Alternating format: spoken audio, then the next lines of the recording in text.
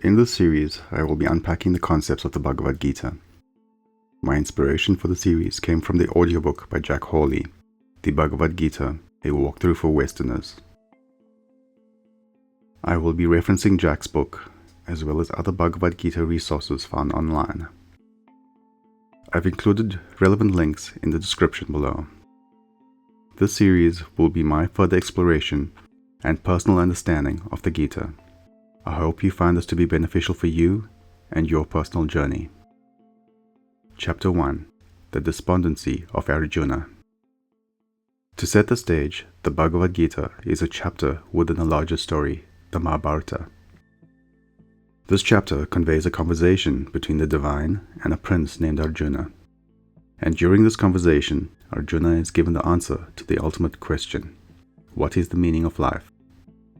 The story takes place on a battlefield as a great war is about to begin. Krishna is the guide and charioteer for his dear friend Arjuna. Arjuna is a prince who is at war with his cousin.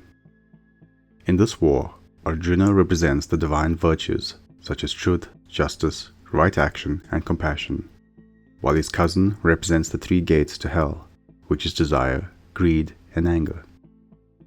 This war represents a metaphor for the war each of us faces in our daily lives.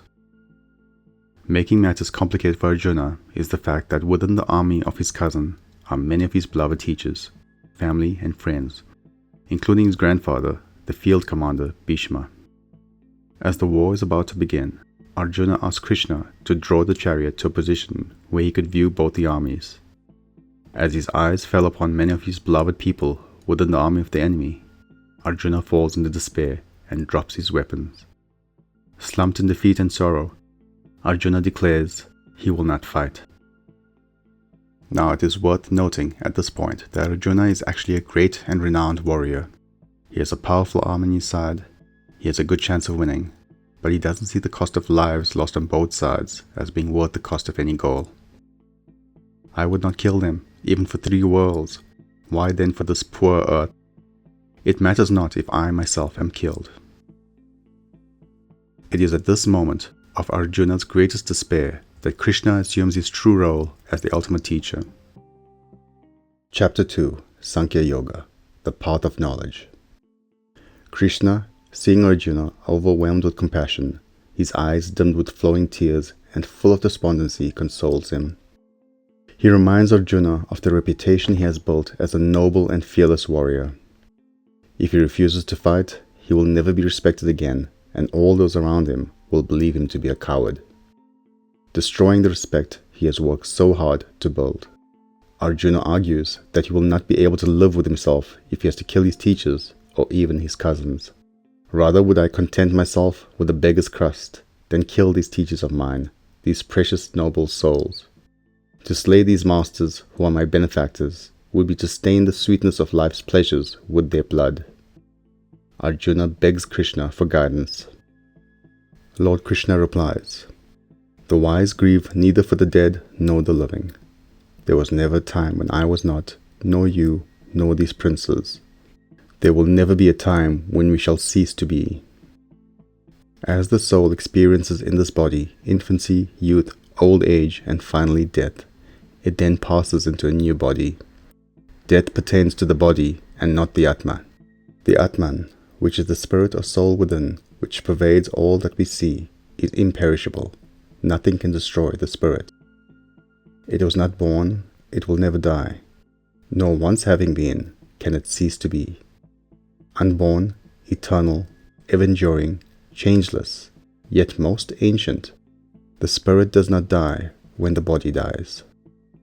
As a person discards their old clothes and puts on new, so the spirit throws off its worn-out bodies and takes fresh ones. Be not anxious about these armies, Arjuna. The spirit in man is imperishable. Those external factors which bring cold and heat, pain and happiness, joy and sorrow, they come and go. They are not permanent.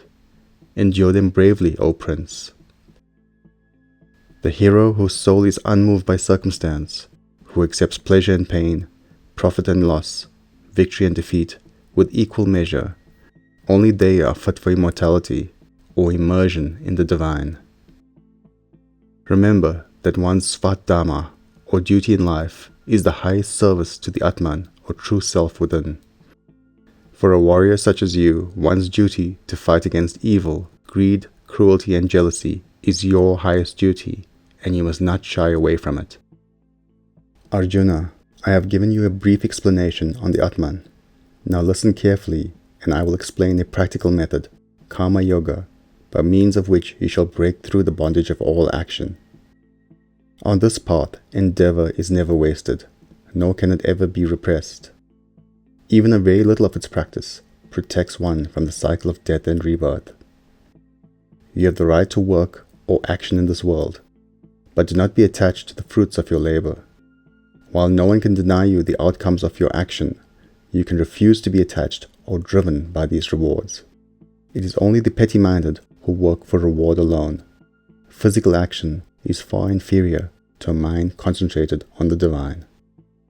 The sages, guided by pure intellect, renounce attachment to the fruits of action, and freed from the chains of rebirth, they reach the highest bliss. Arjuna asks, My Lord, how can we recognize the saint who has attained pure intellect, who has reached this state of bliss and whose mind is ready? How do they talk? How do they live? And how do they act? Lord Krishna replied, When a person has given up the desires of the heart and is satisfied with the self alone, be sure that they have reached the highest state. The sage whose mind is unruffled in suffering, whose desire is not roused by enjoyment, who is without attachment, anger, or fear, take them to be one who stands at that lofty level. They who, wherever they go, is attached to no person and to no place, who accepts good and evil alike, neither welcoming the one nor repulsed by the other, take them to be one who is merged in the infinite. They who can withdraw their senses from the attraction of objects, as the tortoise draws their limbs within their shells, take it that such a one has attained perfection. Restraining them all, they meditate steadfastly on the divine, for they who conquer their senses achieve perfection.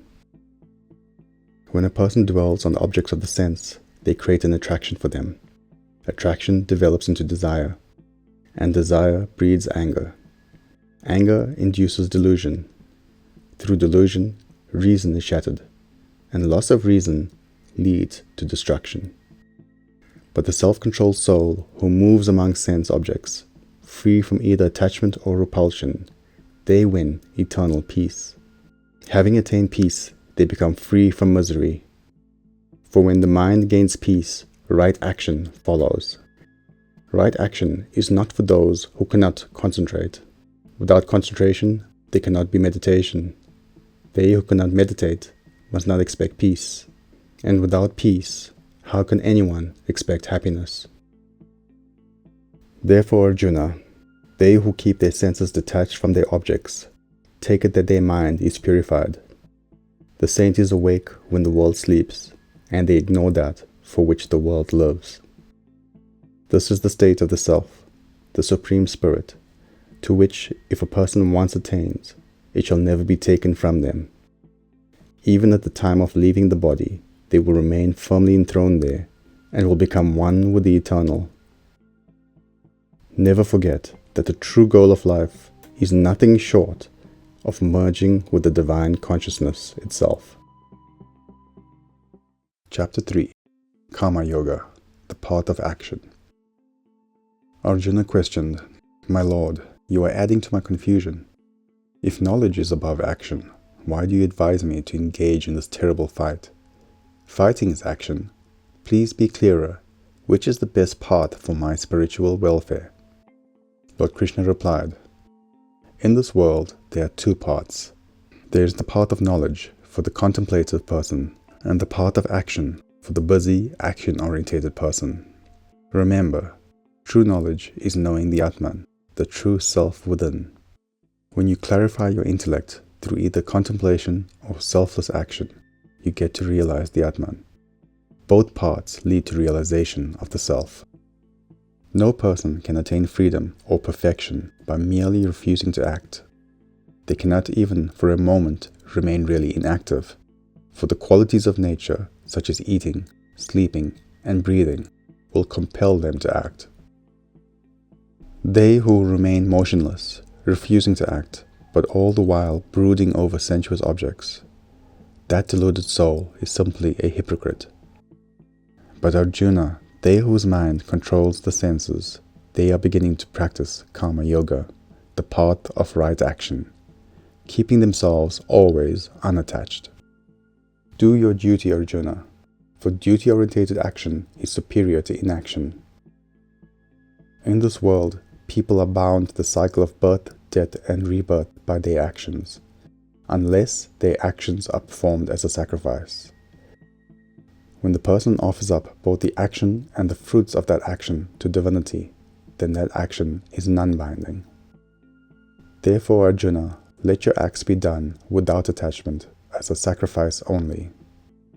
Sacrifice in this case meaning helping, offering, actions in some way dedicated to the well-being of all humanity.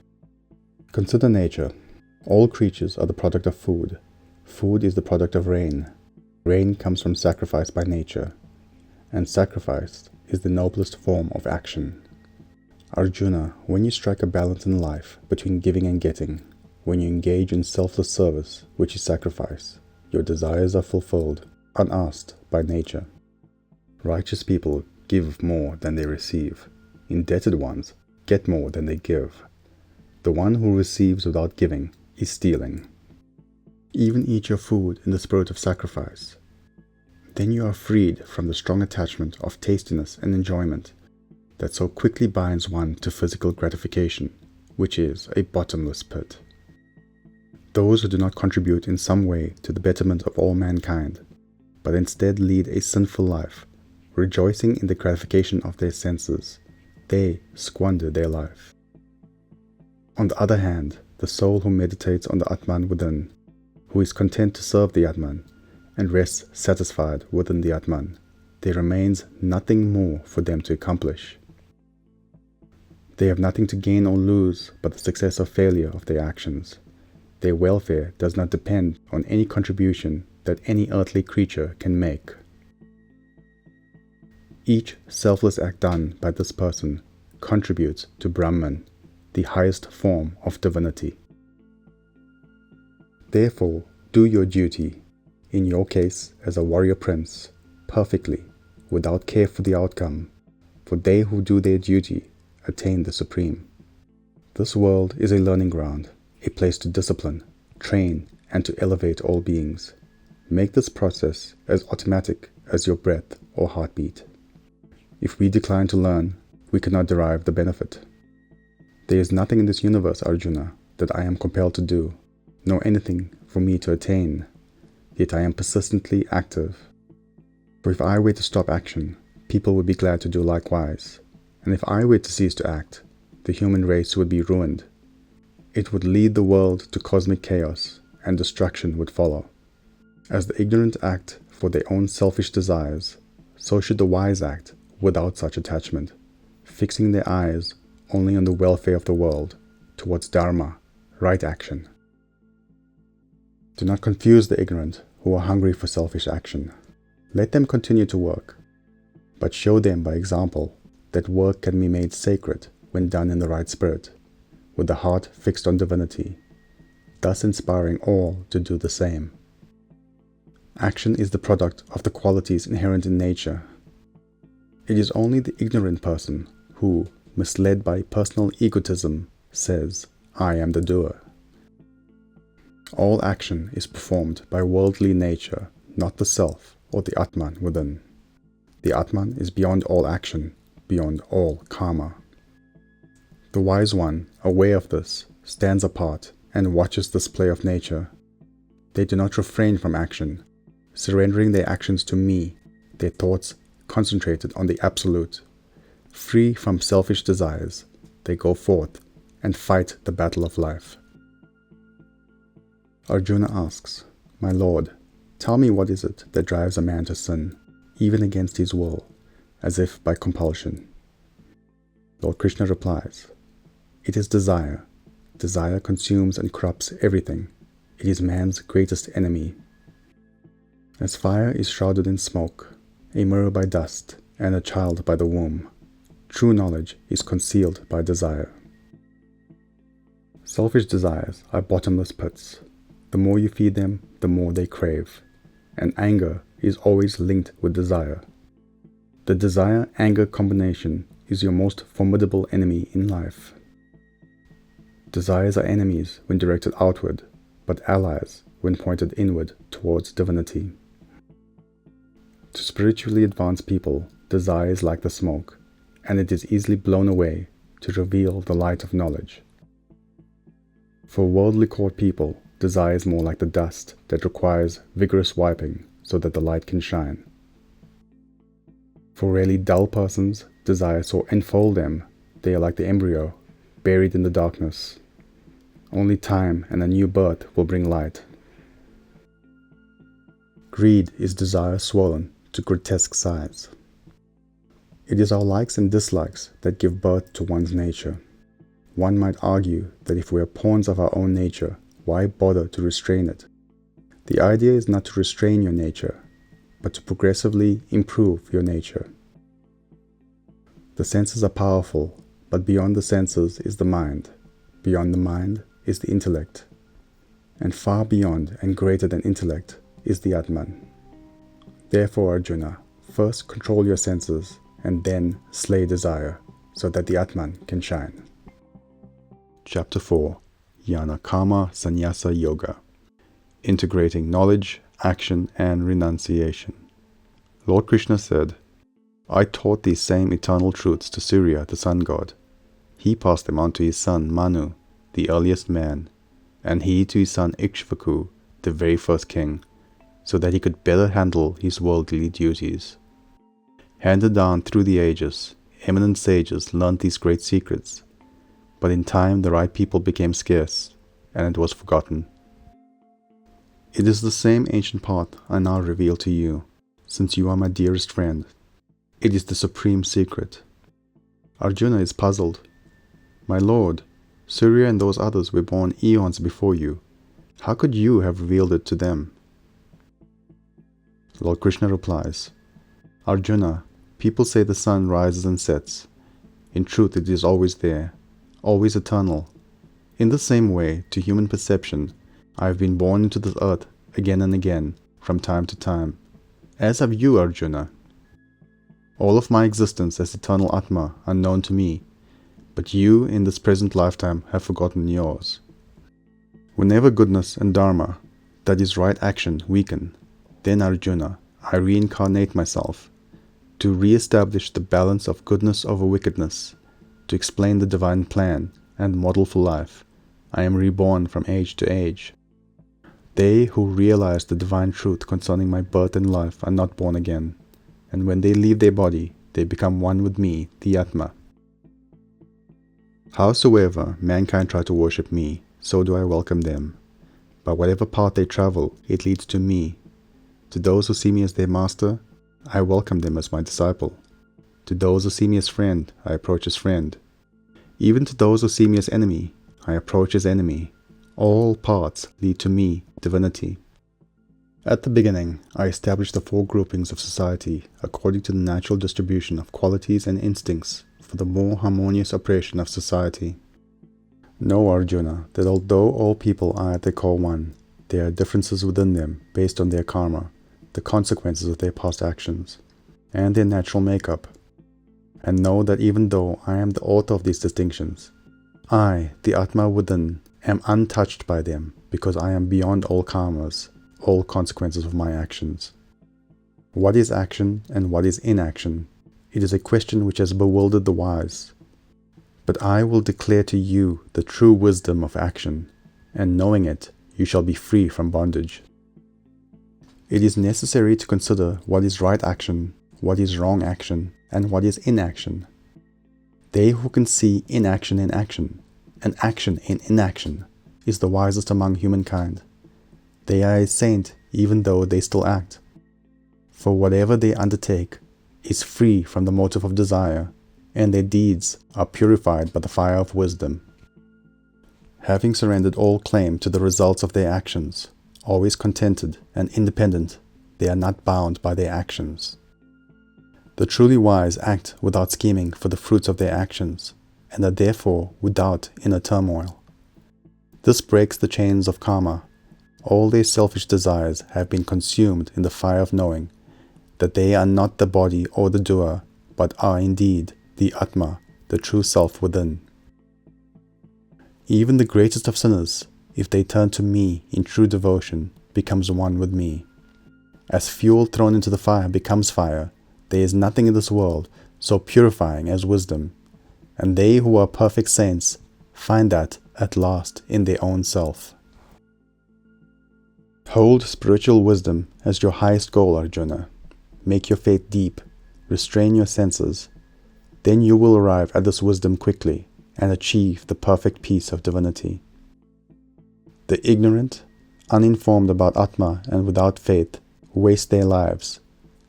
Through their disbelief, they alienate themselves from the self, and thus from true unity with others. As miserable people, they cannot be happy in this world or any world beyond.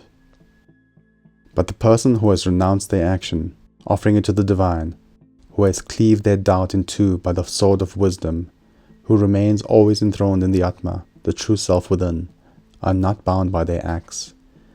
Though they are ever occupied with action, karma cannot taint them. Therefore, cleaving asunder with the sword of wisdom the doubts of the heart, which your own ignorance has engendered, follow the path of self-knowledge, and arise, O Prince. Chapter 5. Sannyasa Yoga. Renunciation in Action. Arjuna said, My Lord, at one moment you recommend the path of knowledge, or renunciation of action, and another the path of desireless, or right action. These seem to conflict. Which of these is definitely better for me? Lord Krishna replied, Renunciation of action and the path of right action both lead to the same goal, which is liberation, moksha. But Karma Yoga, the action path, is better for you, Arjuna, as it is for most people. Many spiritual seekers assume they should withdraw like a sannyasi, renunciate, and they may for a time be blessed with tranquility, but most often it is merely the ego masquerading as quietism. The person of selfless action, who feels neither desire nor aversion, and does not yearn for one thing nor loathe another, is the true renunciate.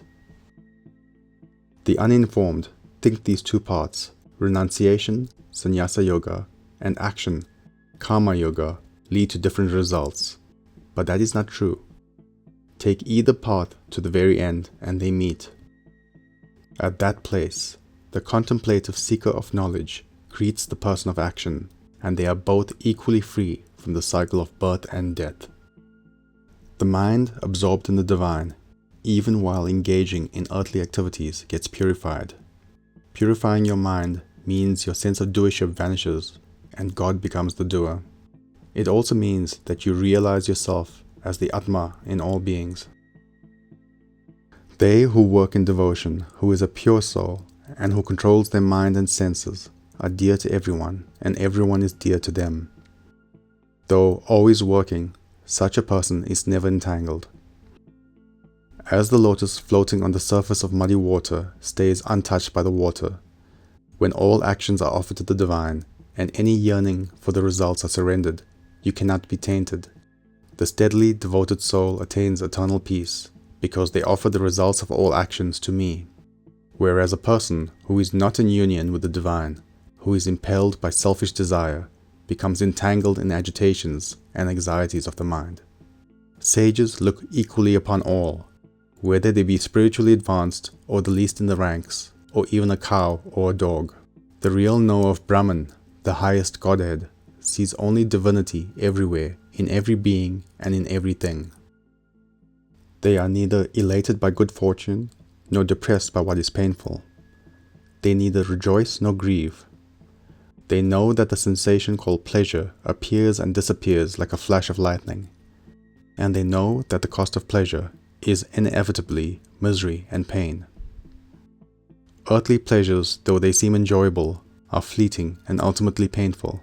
Desire and anger are counterparts. Anger is your reaction to unfulfilled desire.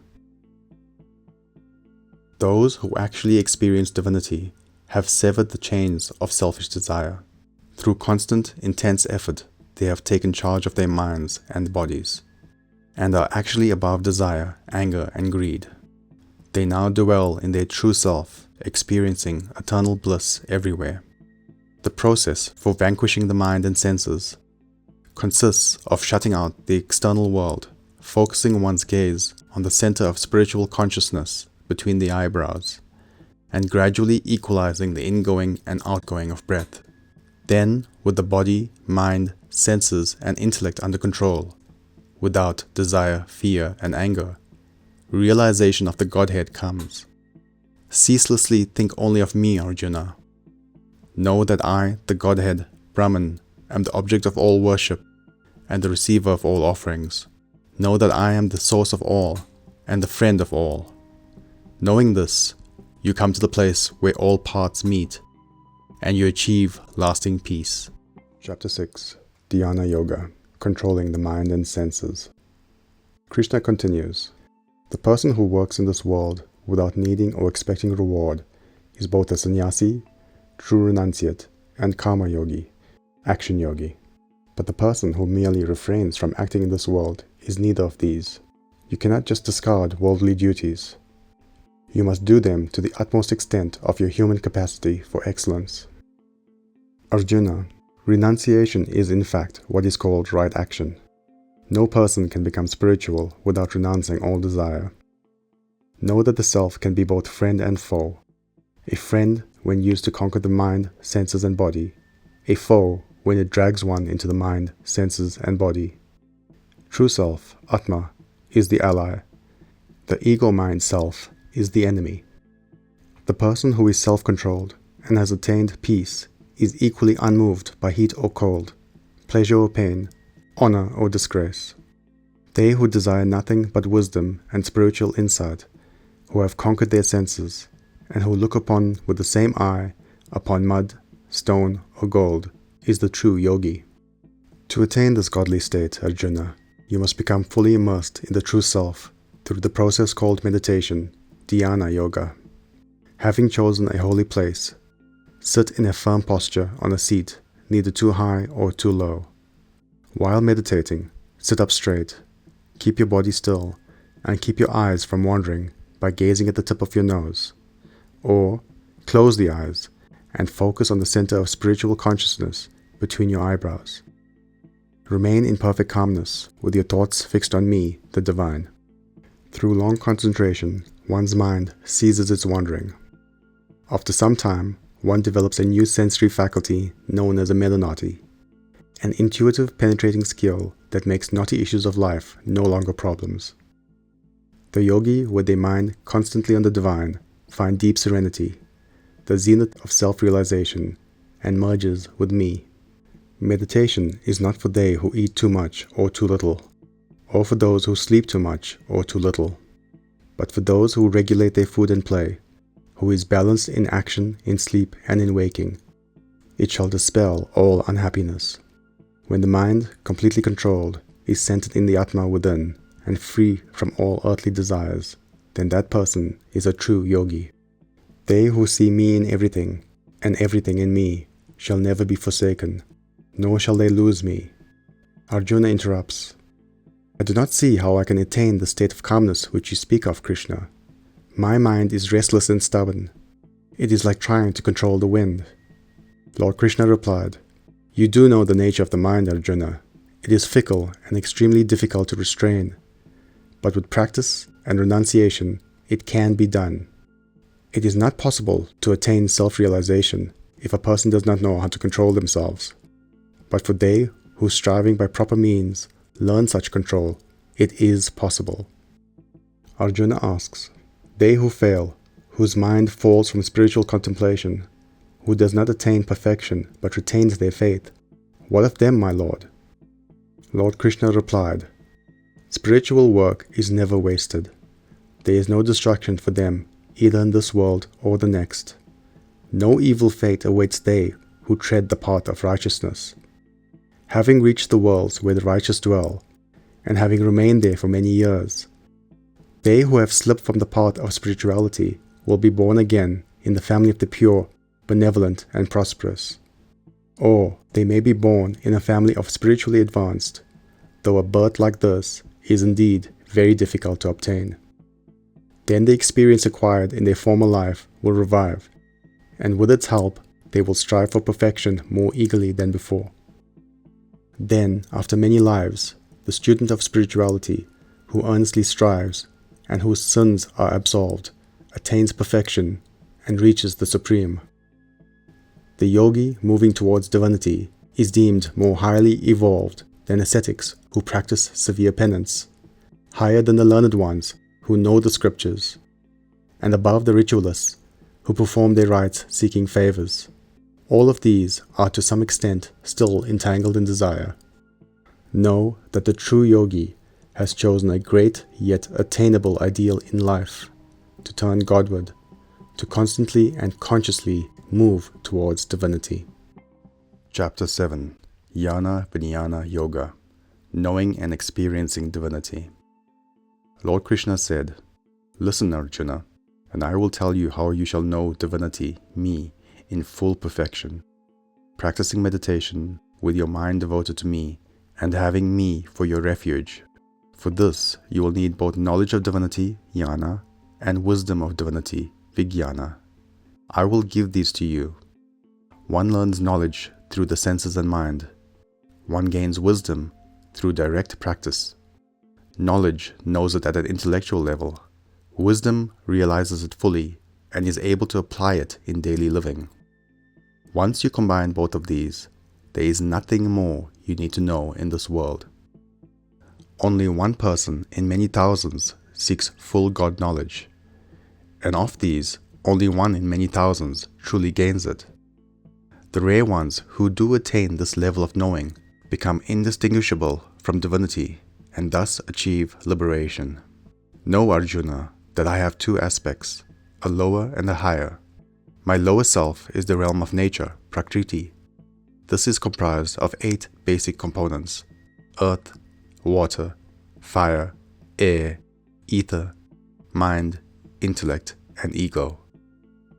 Beyond this world of nature, I have a second, higher aspect that is distinct from all nature and yet interacts with it. This is my spiritual realm, Purusha. Purusha is the life force, the source of consciousness in all beings, and animator of all life. This power supports and sustains the entire universe. All is strung upon me as rows of pearls upon a thread. Arjuna, I am the fluidity in water, the light in the sun and the moon. I am the mystic syllable Om in the Vedic scriptures, the sound in ether, the virility in man. I am the fragrance of earth, the brilliance of fire. I am the life force in all beings, and I am the austerity of the ascetics. Know, Arjuna, that I am the eternal seed of being. I am the intelligence of the intelligent, the splendor of the resplendent.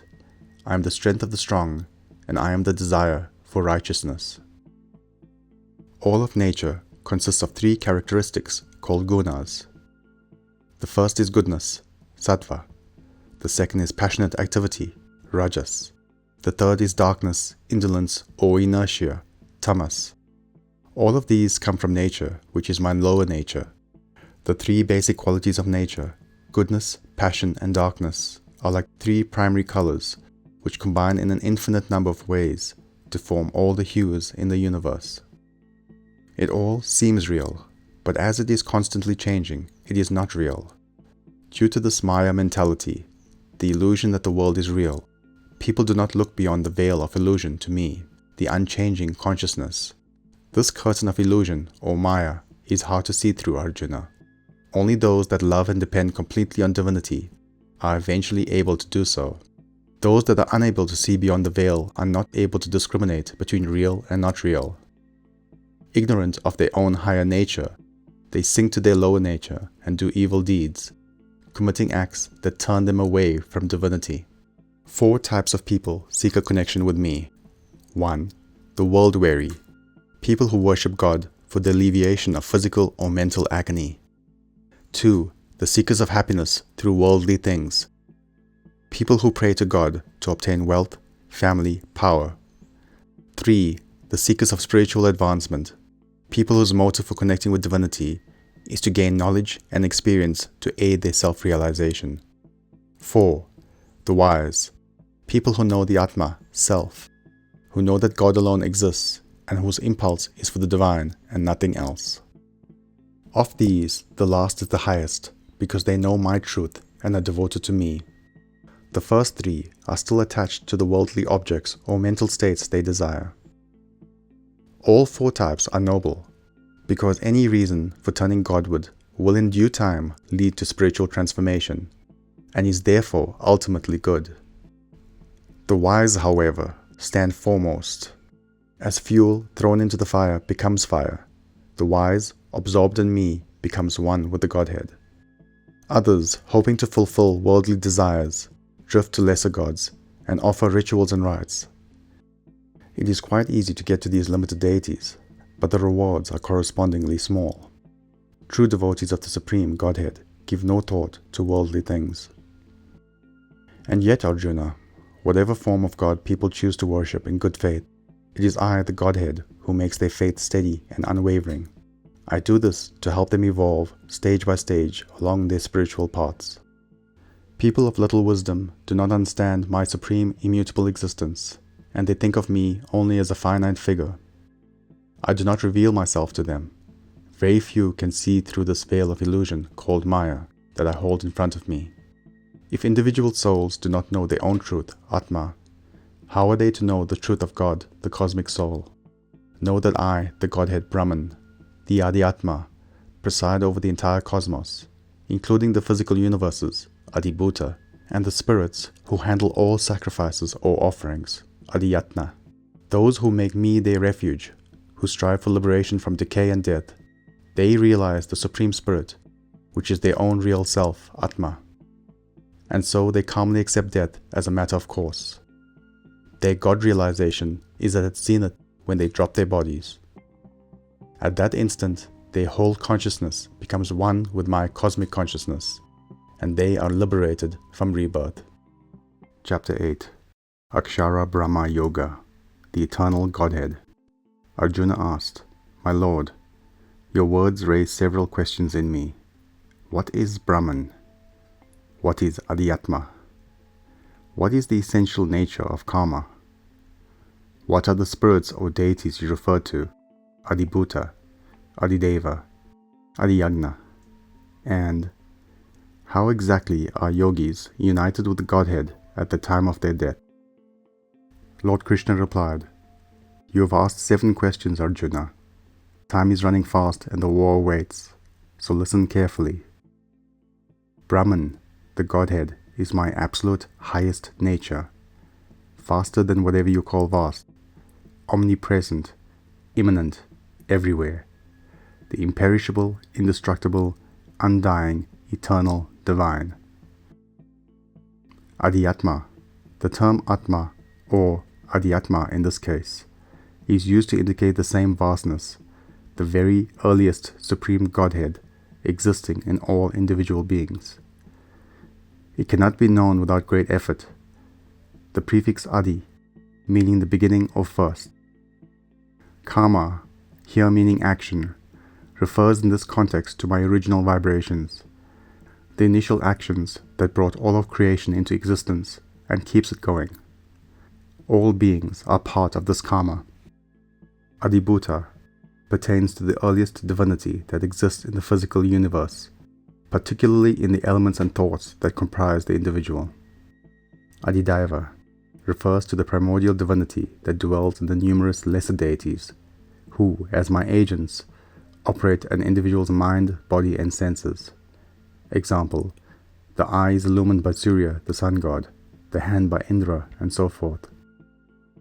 Adiyagna refers to the earliest divinity in the act of giving, the primordial spirit of selfless sacrifice that flows throughout creation. Regarding your final question, whoever remembers me at the time of death will come to me. That person's consciousness will merge into my cosmic consciousness. The sum total of your thoughts and feelings throughout your life condensed into a single state of mind at the time of departure from the body. You assume a particular mental makeup at the instant of your death. Whatever occupies your attention throughout life will inevitably be your consciousness at the time you die, and to that realm of consciousness you will go. Then, sometime later, that same mental structure is manifested back into the world. This is what's called the next birth. Throughout life, prepare for the death moment. The moment of death does not mean some future instance in time. It means this very moment, as any moment may be your last. So, treat each as your last, as your thought at that instant is the foundation on which your next birth is assembled. Live in a state of constant spiritual awareness. Do everything for God. Think of the divine every minute. Do your earthly duties well, but simultaneously be aware at every moment of the Godhead. Do your duty, Arjuna. Fight, but do it with your heart and mind fixed on me. Then you will surely come to me. Through constant practice called Abhyasa Yoga, living becomes a lifelong meditation on the divine. This becomes a habit of the mind. This is how one finds God and goes to God. At the time of death, one should close down the gates of the senses, place the mind in the shrine of the spiritual heart, focus all life force energy upwards to the center of consciousness between the eyebrows, and repeat the syllable Om, which represents me, Brahman, the Supreme Godhead. This is the very essence of my teachings. The way to merge with me, Brahman, is to constantly, steadfastly, relentlessly remember me, always, at every moment of your life. In this way, you are ever prepared for your end. Remember that one's death is not some future instance. It could be at any time. One's next birth depends on how one's death takes place. The point is not to hope for a good birth, but to aim for a good death. Those great souls that have perfected their lives and come to me are no longer subject to rebirth into yet another lifetime. Avoid birth and you avoid death. Chapter 9. Raja Vidya, Raja Guhya Yoga. Royal Knowledge and the King of Secrets. Lord Krishna said, "Since you are so receptive, Arjuna, I will now reveal to you the greatest and most profound of secrets. Having this knowledge will liberate you from the sorrows of worldly existence. This is the royal road of ultimate knowledge, the King of Secrets. It is easy to practice and a joy to behold. Once you know the secret, you cannot lose it. They who have no faith in this teaching cannot find me.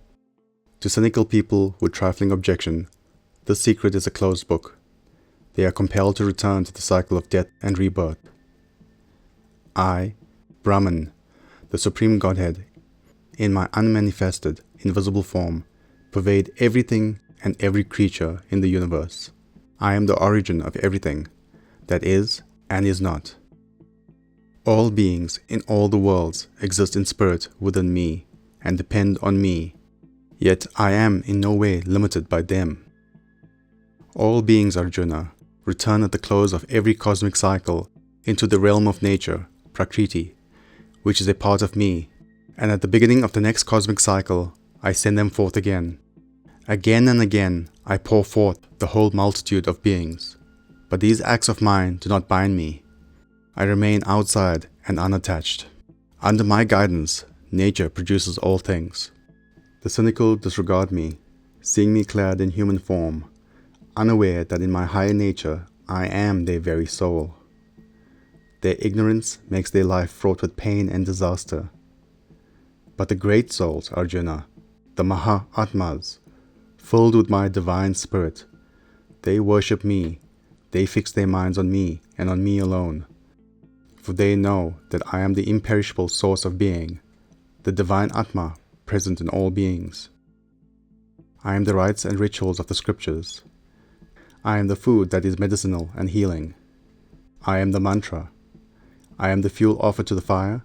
I am the fire itself. And I am the act of offering. I am the father of the universe and its mother. I am its nourisher and its grandfather. As water gets purified by filtering through earth, mankind gets purified by contact with me. I am the syllable Om, the very sound of divinity. I am the destination and the journey. I am life and death. I am the fountain and the seed. I am the heat of the sun. I release and hold back the rains. I am death and immortality. Those who follow ritual and refrain from bad deeds, who offer worship and pray for heaven, eventually reach those heavenly planes. But when the merits they have earned in life are spent, they return to this world for yet another birth, death, recycle. Caught by their own attachment to enjoyment, even the joy of heaven, they continue to come and go. Now listen carefully, Arjuna. This is the king of secrets, the crown jewel, the law of life at the spiritual level. If you think of me only, and constantly revere and worship me, with your mind and heart undistracted, I will personally carry the burden of your welfare. I will provide for your needs, and safeguard what has already been provided. I accept with joy whatever I am offered in true devotion. Fruit or water, leaf or flower, the gift is love, the dedication of your heart.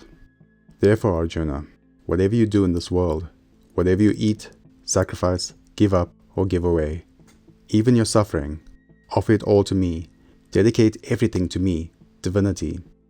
By offering all your actions to the divine, you surrender selfish attachment to their fruits, and this frees you from the karmic consequences of your actions, whether the consequences are pleasant or painful. With your mind unshakably on this path of renunciation, you will be united with me. I am equally present in all beings, and show the same face to all creation. None are favored, none are hated, and none dear.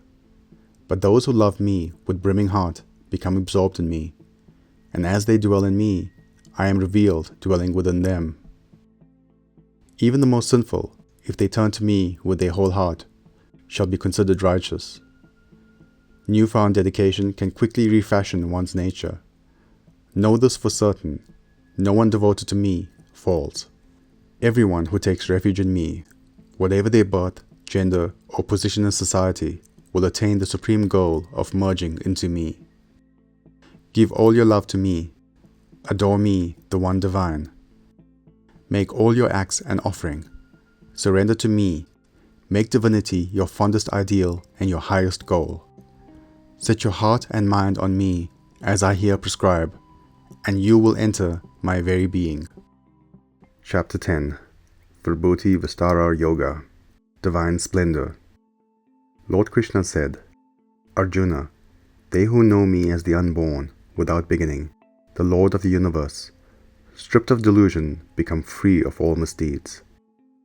I am in all living beings as the following qualities: intellect, patience, wisdom, peace of mind, self-restraint, control of ego, discrimination, equanimity, non-harm to others, austerity, self-discipline, and charitable giving. Knowing these divine virtues, you glimpse my divine powers. I am the source of all. From me, everything flows. Wise yogis worship me with unwavering devotion. To those who worship me with love, I give the power of discrimination, being able to tell the real from the not real, which leads them to me. By my grace, I live in their hearts, and I dispel the darkness of ignorance with the shining light of wisdom. Arjuna asked, O Krishna, tell me about your glorious manifestations by which you pervade the world. How shall I know you? Lord Krishna replied, absorption in the attributes of the divine is as good as absorption in divinity itself. Because all the splendors of nature are attributes of my majesty, I will only give you a glimpse of a few. From this partial knowledge, you may infer my infinitude. Arjuna, I am the innermost true self, the Atma, seated in the heart of all beings, and I am the beginning, middle, and end of all beings. Of all the creative powers, I am the creator. Of luminaries, the sun, the whirlwind among the wind, and of the lights of the night, I am the moon. Of the ancient scriptures, I am the foremost, the Sama-Veda. Of the sense organs, I am the mind that records all sensations. Of the numerous levels of life awareness that exist in all life forms, I am pure consciousness. Of the 11 deities of destruction, I am Shiva, destroyer of evil in the mind, who brings humanity's lasting welfare. Of the 8 elements in the structure of nature, I am fire, the one who brings warmth and life. Of all the bodies of water, I am the ocean into which the rest merge. Of sacrifices, I am the most potent, japa, repetition of the name of the divine. Of all utterances, I am Om, the most sacred of sound symbols. And of fixed stationary things, I am the Himalayas.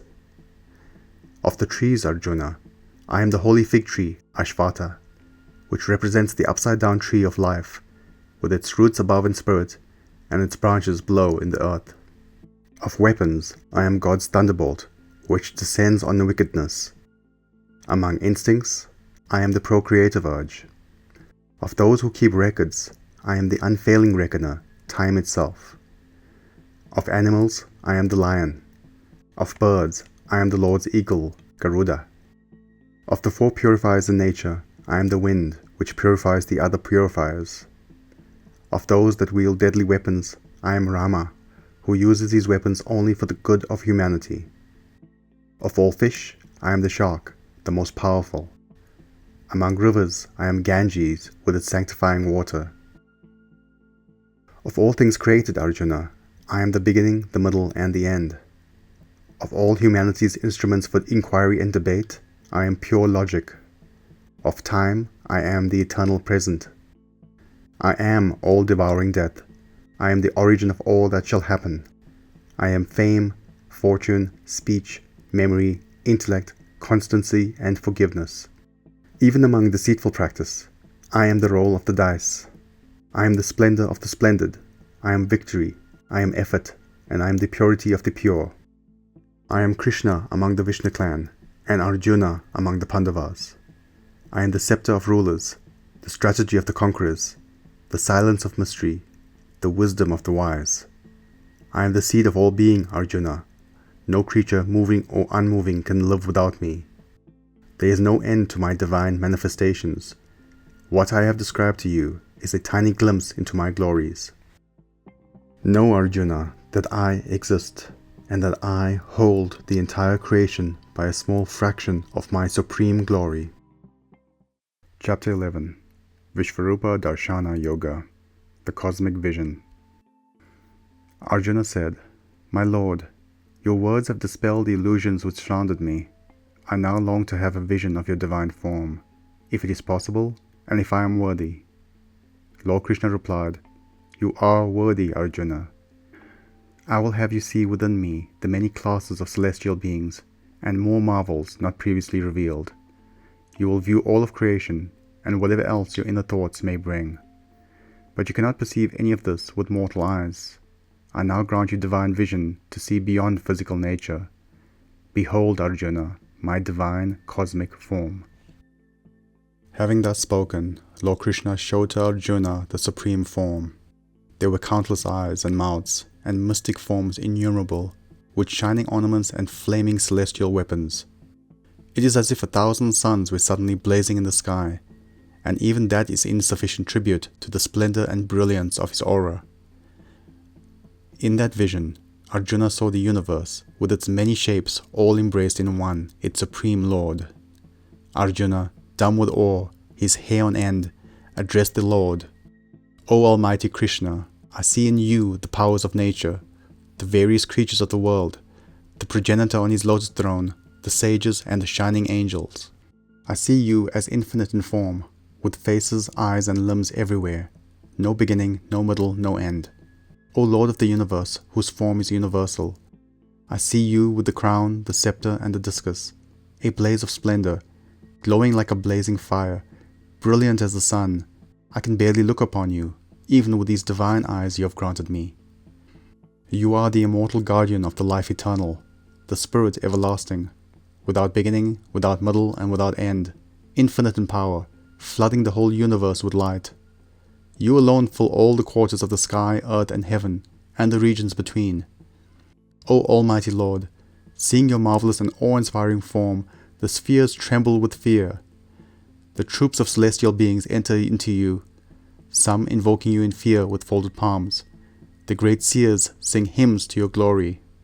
The vital forces, the major stars, fire, earth, air, sky, sun, heaven, moon, and planets, the angels, the guardians of the universe, the divine healers, the winds, the fathers, the heavenly singers, sinners as well as saints are amazed. Seeing your form with its myriad faces, its innumerable eyes and limbs and terrible jaws, I myself am overwhelmed with awe. When I see you touching the heavens, glowing with color and open mouth and wide open fiery eyes, I am terrified, O Lord. My courage and peace of mind desert me. When I see your mouths with their fearful jaws like glowing fires at the dissolution of creation, I lose all sense of place. I find no peace. Be merciful, O Lord. I see all the sons of Dhritarashtra. I see Bhishma, Drona, and Karna. I see our warriors and all the kings who are here to fight. All are rushing into your awful jaws. I see some of them crushed by your teeth. As rivers flow into the ocean, all the warriors of this world are passing into your fiery jaws. All creatures rush to their destruction like moths into a flame. You lap the worlds into your burning mouths and swallow them. Filled with your terrible radiance, O Vishnu, the whole of creation bursts into flames. Tell me who you are, O Lord. I bow before you. Have mercy. I want to know who you are. You who existed before all creation.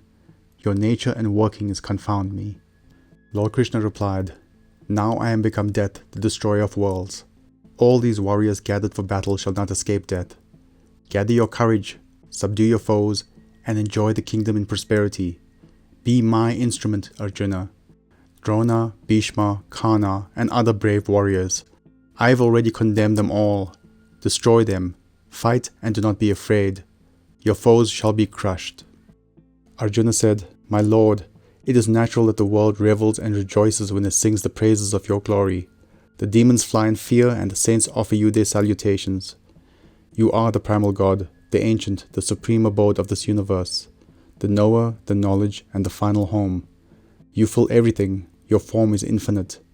You are the wind, death, fire, water, moon, father and grandfather of the universe.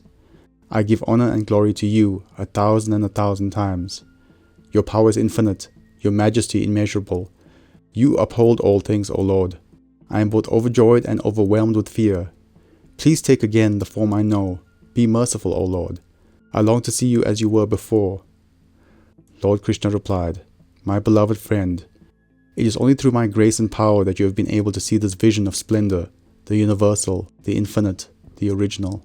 Never has it been seen by any but you, not by study of the scriptures, not by sacrifice or gift, not by ritual or rigorous austerity is it possible for man on earth to see what you have seen. Be not afraid or bewildered by the terrible vision. Put away your fear and, with joyful mind, see me once again in my usual form. Arjuna said, Seeing you in your human form, my lord, I am myself again, calm once more. Lord Krishna replied, It is hard to see this vision of me that you have seen. Even the most powerful are longed for it in vain. Only by tireless devotion can I be seen and known. Only thus can a person become one with me, Arjuna. They whose every action is done for my sake, to whom I am the final goal, who loves me only and hates no one, only they can realize me. Chapter 12 Bhakti Yoga, the Path of Love. Arjuna asked, My Lord, there are those who worship you as Saguna Brahman, God with a form, and those who worship you as Niguna Brahman, God without a form. Which of these is more pleasing to you? Lord Krishna replied, Either path is pleasing to me, Arjuna, but know that Niguna literally means not of nature. Those that worship me as Niguna Brahman face a steeper climb, as it is difficult for those who possess a human form to realize me as without one. Know, Arjuna, that I quickly come to those who offer me all their actions, who set their mind on me with unswerving devotion, and take me as their one and only goal in life. I rescue them from the ocean of life and death. As a first part to liberation, fix your mind on me. Let your mind cling only to me. Let your intellect abide in me, and without doubt you shall live hereafter in me alone. Although this may seem difficult, know that the seemingly impossible becomes possible through constant practice, Abhyasa Yoga. But if you cannot fix your mind firmly on me, Then follow the second path. Transform all your worldly actions into worship. Do them for my sake. Turn your force of habit to your own advantage. Make it a habit of devoting all your actions to divinity, and you shall still attain the goal. And if you are unable to do even this, then follow this third path to seek refuge in me. Give up the desire for the fruits of your action. Why? Because peace immediately follows the giving up of selfish desires. Know that knowledge is superior to blind rituals. Meditation is superior to mere knowledge, and renunciation of the fruits of action is superior to meditation. Arjuna, I shall now enumerate the qualities of the devotee that is most dear to me. I love those who are incapable of hatred towards any being, who is kind and compassionate, free from selfishness, without pride, unperturbed by pain, and not elated by pleasure, forgiving, always contented, self-controlled, resolute, with mind and reason dedicated to me. Such a devotee is my beloved.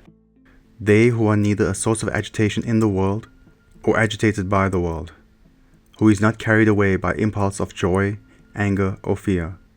Such a one is my beloved. They who expect nothing, who is pure, watchful, indifferent, unruffled, and who renounces all fruits of labor, such a one is my beloved.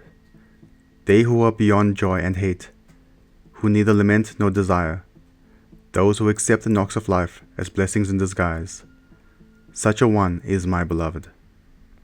They who treat friend and foe alike, equal-minded in honor and dishonor, heat and cold, pleasure and pain, who is wanting of nothing, who is indifferent to praise and blame, who enjoys silence, unaffected by the good or bad things that happen around them, who is steadfast in mind and filled with devotion, such a one is my beloved.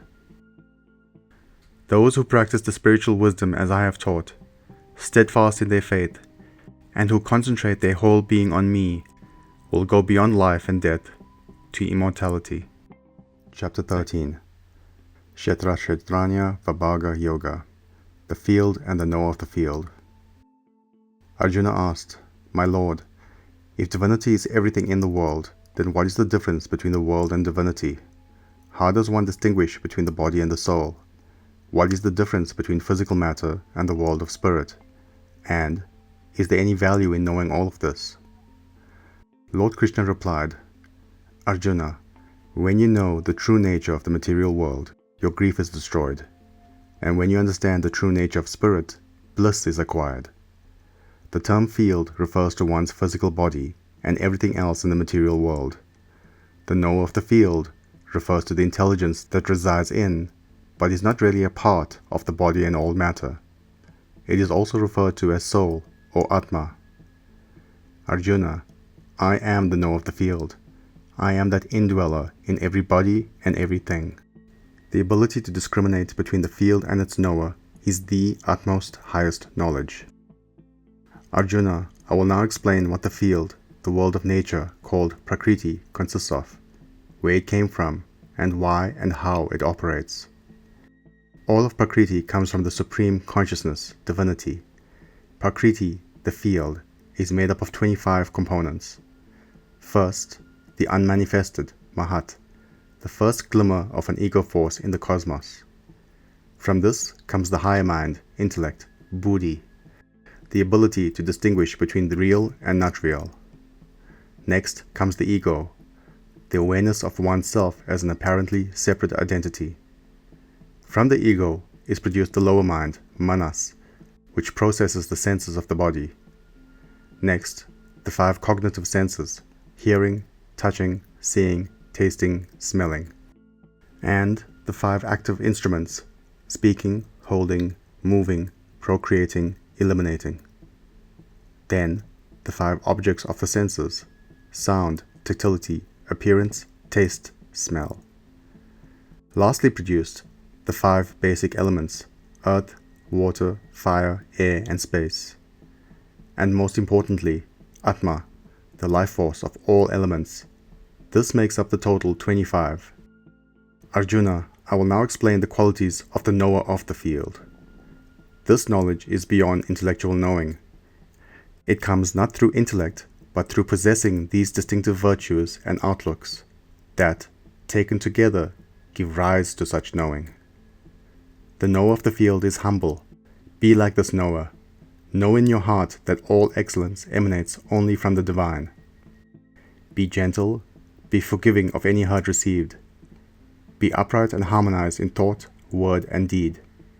Be steadfast in your spiritual development. Be pure of mind. Purity is indispensable to your spiritual growth. Be ever in control of your body, mind, and senses. Be detached from egoism, selfishness, and attractions of the world. Do not see yourself as this body-mind complex. Know instead that you are Atma, the eternal reality. Meet the good and bad of life with an even mind. To no one or no thing be a slave, Arjuna. Be tied neither to possessions nor to family. Love and fulfill your responsibilities to spouse, children, home, and kin, but do not become so identified with them that you forget Atma, your true self within.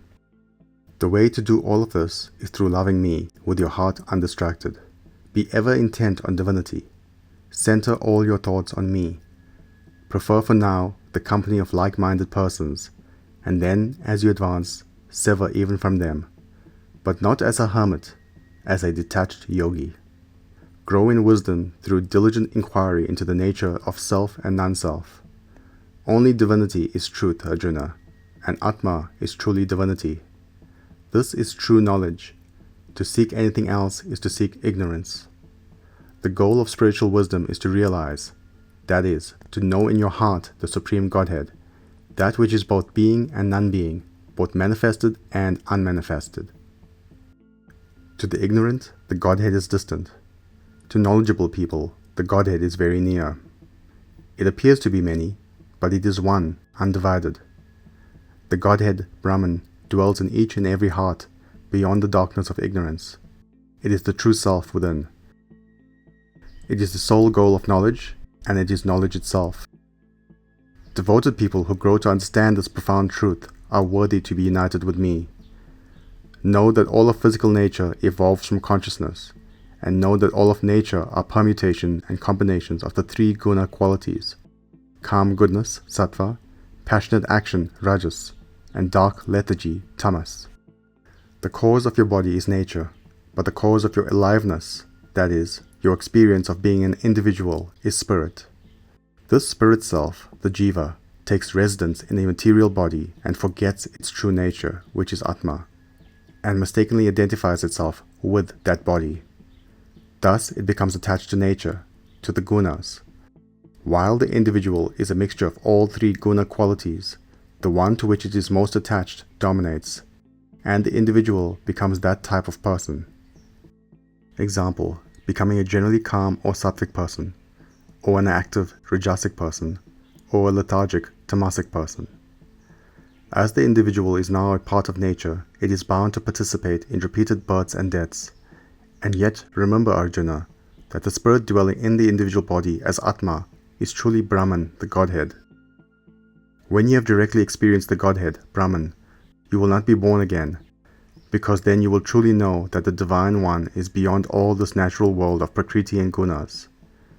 The fire of this great knowledge will burn out all your karmas, and there will be no more motivating force within you to create another birth. Thus unburdened, you in the state called Jivan Mukti will duly perform all your duties in the world and yet watch life in total peace. The paths to this great knowledge are several. Some realize it through building mind power through meditation, Dhyana Yoga. Others do it by sharpening the intellect through acquisition of knowledge, Jnana Yoga. And yet others through performing selfless action, Karma Yoga. Whatever the path, if successfully walked, it eventually develops pure, single-minded love for God, Bhakti Yoga, union with God through devotion. When one reaches this level of absolute divine love, one reaches the end. For those unable to grasp any of these paths, there is yet another way. By diligently and faithfully listening to their spiritual teachers and worshipping the divine as instructed, they too will eventually pass beyond the wheel of birth and death. Remember that whatever comes into existence, whether thing or being, is a result of the union between matter and spirit, the field and the knower. When the matter part of this union falls in death, the spirit part remains standing. Ordinary people do not see the spirit within, and therefore think that it is their own self that dies. Only when you see the undying within the dying do you really see the truth. Indeed, true seers, perceiving divinity in everyone, do no harm to anyone. The ones that don't perceive this unity separate themselves from others, seeing some as friends and others as foes. These are the ones that do the harm. It is this delusion of separateness that causes all evils perpetrated by humanity. How can one who really knows Atma injure the same Atma in another? You must ultimately realize this tremendous lesson. All creatures, although appearing separate, are truly only one. All beings emanate from the Godhead and are united in the Godhead. The one who truly learns this becomes the Godhead, and thereby that one attains liberation. The true self, Atma, has no beginning or end. It is never tainted, even though it dwells in every creature. Just as the single sun illuminates the whole world, the sole know of the field lights up the entire field. Finally, Arjuna, know that the goal is not to get entangled in the world, but to use the world to reach divinity. Use your eye of wisdom, your intuitive faculty, to distinguish between the field and the knower.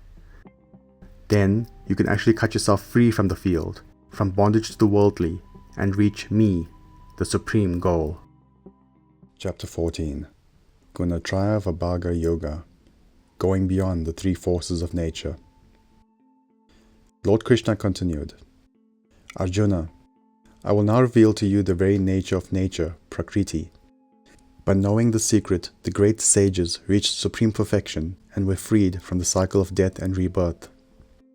Everything that is born is a result of a union between spirit, Purusha, and nature, Prakriti, and is the combination of three strands of nature called the gunas: Sattva, calm goodness; Rajas, passionate activity; and Tamas, dark ignorance.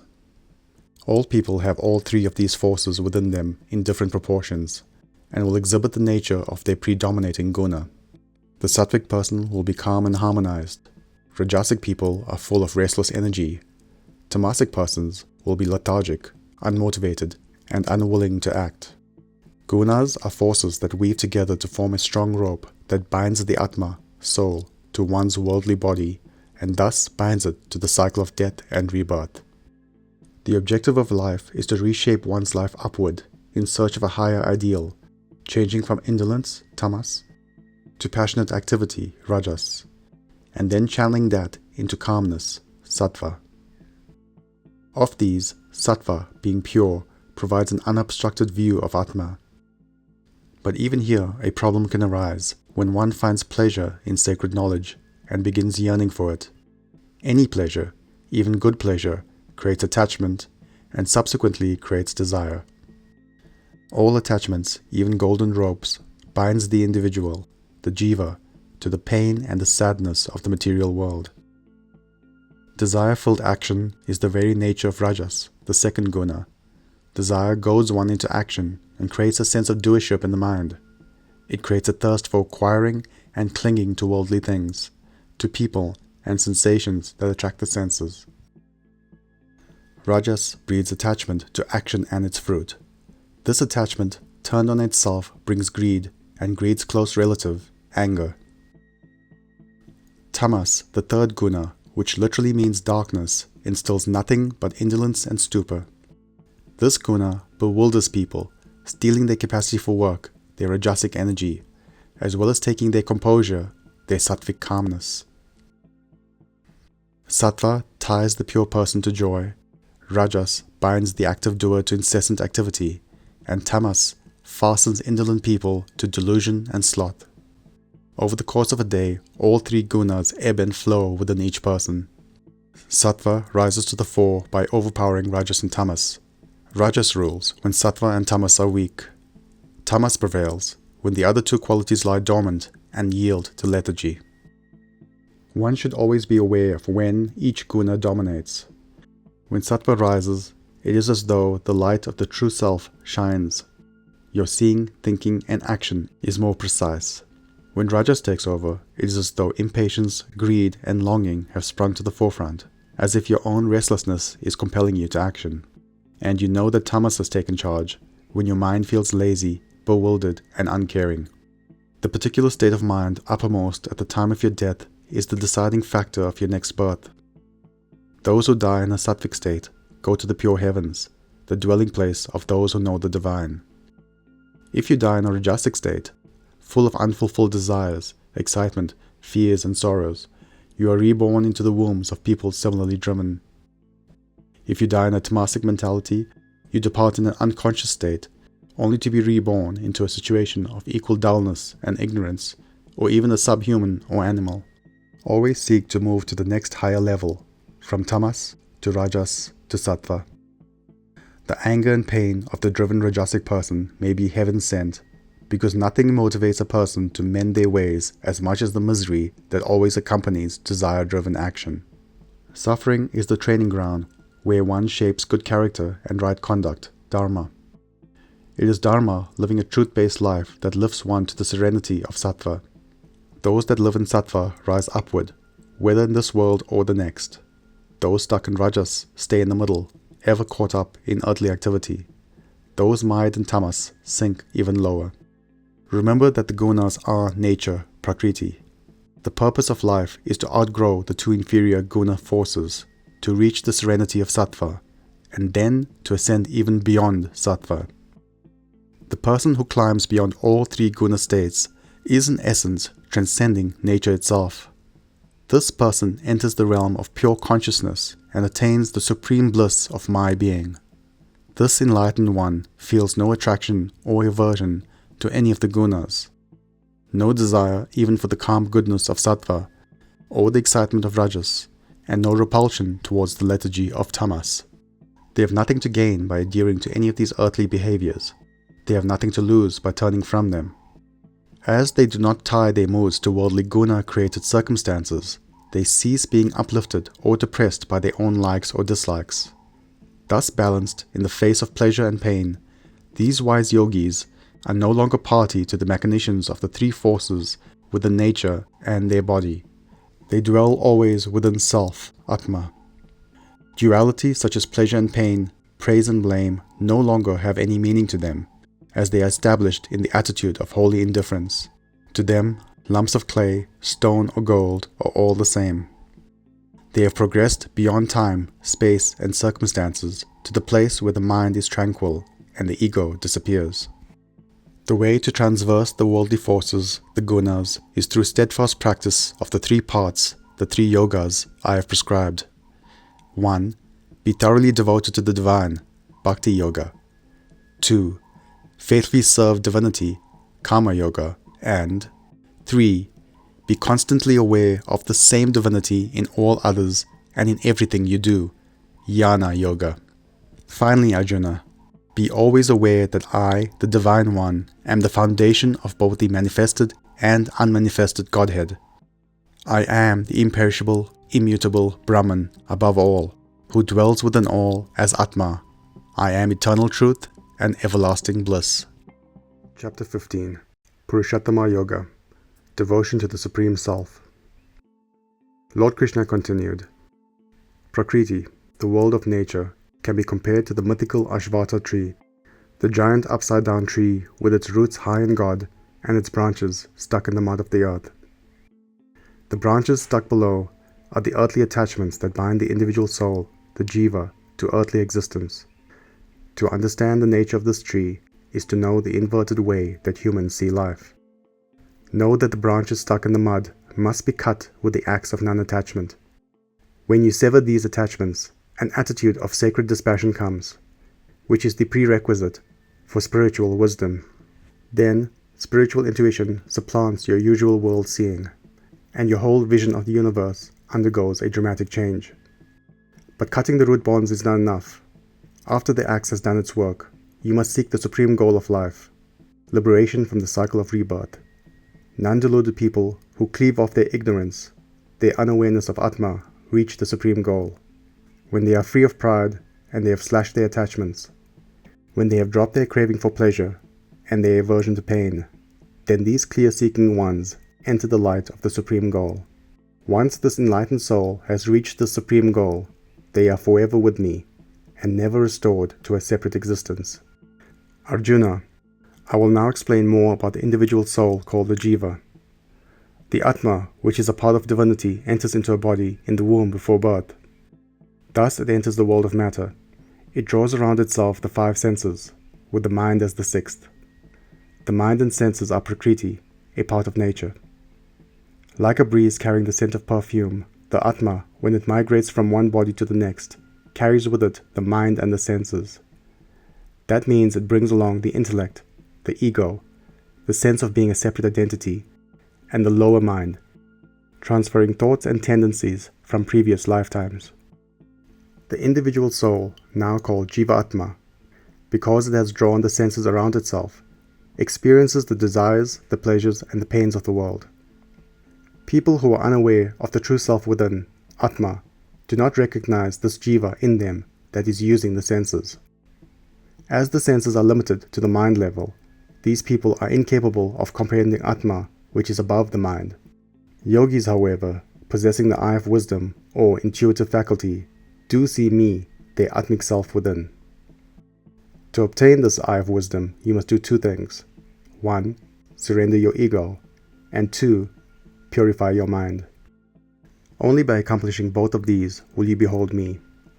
Those with only half-hearted surrender, or only partially purified minds, are not granted the capacity to see their Atmic self. I enter the bodies of living beings as the warmth of life. From me comes knowledge, understanding, and memory. It is I whom all the different scriptures of the world refer to, and it is I that authored them. As I transcend both the perishable and the imperishable, I am known in this aspect of myself as the supreme, absolute, highest self, called the Purushottama. There is only one reality, Arjuna. Those who know and see the supreme level of self in me know and see the truth. These enlightened souls devote themselves to me with full hearts. I have revealed this most profound of truths to you. The one who grasps this great secret will become enlightened. All duties and missions in life, and the goal of millions of years of evolution will have been achieved. There is no higher knowledge. That person has done what has to be done. Chapter 16. Daivashra Sampa Vibhaga Yoga, the divine and the demonic part. Lord Krishna continued, Arjuna, I will now describe the qualities of people with divine tendencies and those with degenerate or demonic tendencies. First, these are the divine traits: fearlessness, purity, steadfastness, charity, control of senses, sacrifice, study of scriptures, austerity, straightforwardness, non-injury, truthfulness, absence of anger, renunciation, calmness, not slandering, compassion, not coveting, gentleness, modesty, not fickle, vigor, forgiveness, fortitude, cleanliness, no hatred, no pride. All of these are the cardinal virtues that reveal the true nature of human beings, their divinity. On the other hand are the 6 degenerate or demonic qualities, behavior or moods that render a person less than human: pride, pompousness, vanity, anger, harshness, absence of discrimination between right and wrong. The divine behaviors on the longer list lead to liberation. The degenerate behaviors lead to more time on the wheel of death and rebirth. Do not be concerned, Arjuna. You have brought divine qualities into this lifetime. Look more closely at degenerate behaviors, not to dwell on negatives, but to guard against them. Degenerate beings, because they have no sense of right conduct, dharma, do not know what they should do or not do. There is no purity in them. If asked why they carry on in such a detestable way, they argue that the scriptures are a lie, that God is dead or never existed, that the universe is a dog-eat-dog place with no moral foundation. They contend that what exists in the world is merely an outcome of lust or just an accident. Holding this distorted viewpoint in their minds, they become enemies of the world and serve a negative purpose. Without thinking of the consequences of their actions, they cause destruction and suffering. If left alone to their self-indulgence, they would heedlessly destroy the world. Stuffed with endless, insatiable desires, they are arrogant, vain, and prideful. They live in delusion and chase blindly after evil, after those things that lead to suffering. They are blindly certain that gratifying their own lust is all there is to life. They are bound on all sides by scheming, greed, and anger, because being hurtful themselves, they attract hurtful people to themselves.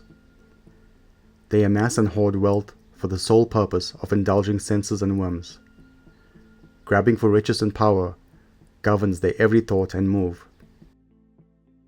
Self-conceited, stubborn, rich, proud, and insolent, they make a display of their patronage.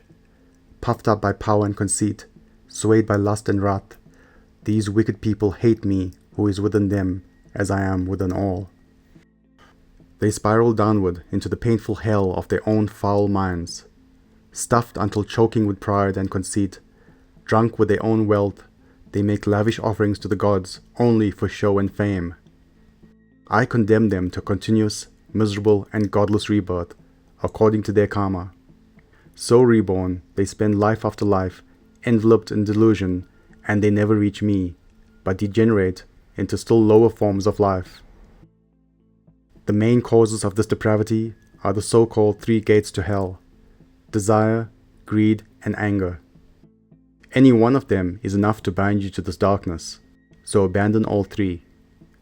Those who finally pass these three dark gates and turn to divinity do eventually reach me, the supreme goal. In fact, progress can be rapid once the degenerate person turns their aggressive energy towards me and takes the divine way. The function of the scriptures is to guide people towards living a perfected life on earth and repeatedly reminding them of the goal, which should be nothing short of achieving divinity itself. Let the scriptures tell you what you should and should not do. Know what the right choices are and live up to them. It is simpler than you think. When you are firmly on the path to enlightenment, there is no conflict at all between what you do and what the scriptures advise. Chapter 17. Shraddhatraya-Vibhaga Yoga, the three kinds of faith. Arjuna asked, "My Lord, there are those that have faith but no elaborate knowledge of the scriptures. What would be their fate in life? Is the nature of their faith purity, sattva, passion, rajas, or ignorance, tamas?"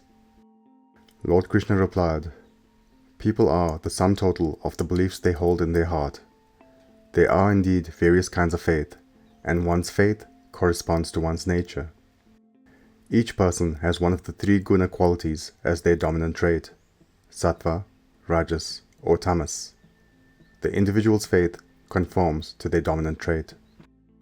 Those of sattvic nature revere the gods in heaven. Rajasic people worship power and wealth, even though they may not acknowledge those as their gods. Tamasic people worship spirits of the dead, ghosts, and hurtful deities, those with negative qualities and those that do harm. There are those that perform severe acts of penance that harm the body and senses, and outrage me, the Atma within. They may seem to be of faith, but know that such acts are harmful to one's spiritual progress. There are other matters that bear in one's spiritual faith. One's eating habits play a part in it, a fact that few recognize, and the way in which one performs the three main spiritual disciplines: 1. Sacrifice, yajna, or offering up; 2. Purification, tapas, or austerity; and 3. Charity, dhyana, or almsgiving. These also influence one's spiritual development. Food. You are what you eat, and you eat based on what you are. Sattvic people consume pure, mild, and nourishing foods that strengthens them physically and brings pure thoughts and mental cheerfulness. Their foods are fresh, juicy, soothing, and agreeable to the body's digestive system. Rajasic people are drawn to spicy, hot, bitter, salty, acidic, and burning food. Like the people that consume them, this food produces pain, grief, and disease, and hinders spiritual attainment. Tamasic people are drawn to old, overcooked, stale, impure, empty, and dead foods with no nutritional value. This food returns these qualities in kind to the eater. The three types of spiritual discipline. Now, Arjuna, pay attention to the three types of spiritual discipline: sacrifice, purification, and charity, with regards to the guna qualities. First, sacrifice, yajna, the loving offering, is sattvic when it is offered as a sense of duty, with no desire for reward or attachment to the fruits of the offering. Sacrifice, which is performed for the sake of its results, the benefit it will bring, or for self-glorification, is rajasic. Tamasic people offer empty sacrifice, devoid of solemnity or faith. Next, purification or tapas. The goal of purification is not punishment but refinement, to shift from human existence to divinity. There are three main methods of purification. 1. The refinement of one's thoughts. 2. The refinement of one's words. 3. The refinement of one's actions. When you modify these three, you automatically change for the better. Purifying one's actions or deeds consists of veneration of God and the spiritual master, respect for the preacher and the sages, purity, righteousness, self-restraint, and gentleness. All of this is physical austerity or refinement of action. Purifying one's words consists of speech that harms no one, that is of truth, words that are presented in a way that is pleasant to listen to, speech that is beneficial to one's spiritual growth, and words of devotional chanting. Do not hurt others through harsh words, Arjuna.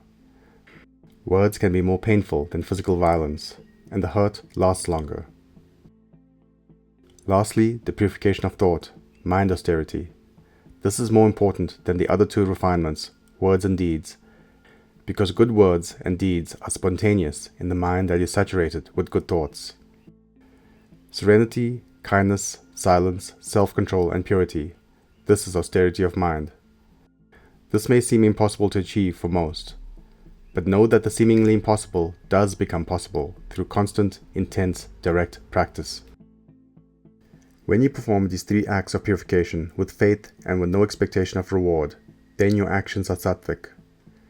Acts of purification, coupled with hypocrisy, or performed for the sake of self-glorification, popularity, or vanity, is rajasic.